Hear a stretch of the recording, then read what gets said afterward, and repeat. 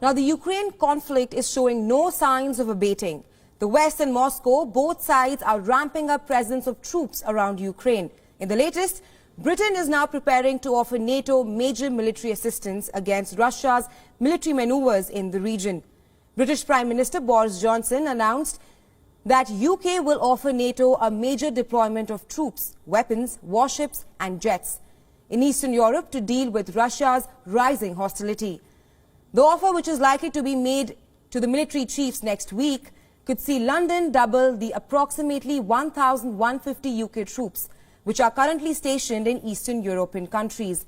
Now, this announcement by Boris Johnson comes just days ahead of his scheduled call with Russian President Vladimir Putin. Now, along with Britain, France will also be sending several hundreds of its troops to Romania as a part of a possible deployment on NATO's eastern flank. Now, during a radio interview, French Defense Minister Florence Parly said that France needs to reassure Romania, which continues to remain in a high-tension zone. Earlier, US announced that it will also send a small number of its soldiers to Eastern Europe. US says that Russia will likely invade Ukraine by mid-February. American officials have also reported that Russian buildup near Ukraine includes supplies of blood for the wounded, further raising concerns that the West troop buildup comes as Russia continues strengthening its military presence near the Ukrainian border. Russian soldiers have surrounded Ukraine from 3 sides. There are more of them at the border now. The initial estimate was around 100,000. Russia now has 60 battalion groups. How many soldiers? Anywhere between 112,000 to 120,000. It is believed that Moscow will send more troops. Medical and logistic networks are being put in place too. Moscow continues to send its troops to Belarus for joint military drills. Now, a 10-day exercise all set to begin on the 10th of February. These drills are all aimed at practicing coordinating allied forces.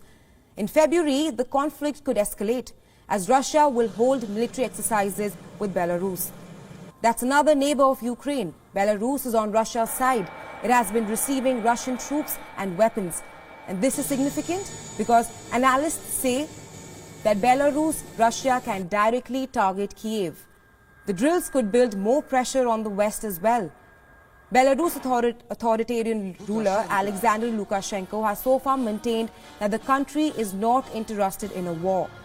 He, however, warns that a conflict will only erupt if Belarus or its ally Russia were directly attacked. Listen in. Так будет война или нет? Да, она будет. Но только в 2 случаях.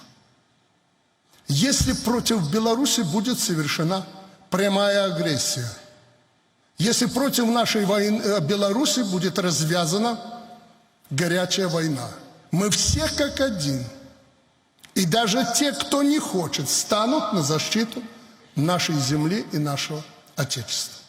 Второй момент, когда быть в войне, и Беларусь будет в ней участвовать, если на нашего союзника, Российскую Федерацию, осуществят непосредственное нападение, и такая же агрессия будет совершена против территории Российской Федерации. Основа тому – наши союзные договоренности. Общество. Moscow reiterates that it is all for a peaceful solution and that they have consistently chosen diplomacy for decades and will continue to do so. It has also clarified that Russia will not allow anyone to hamper its interests and that it sees no room for compromise on its demands.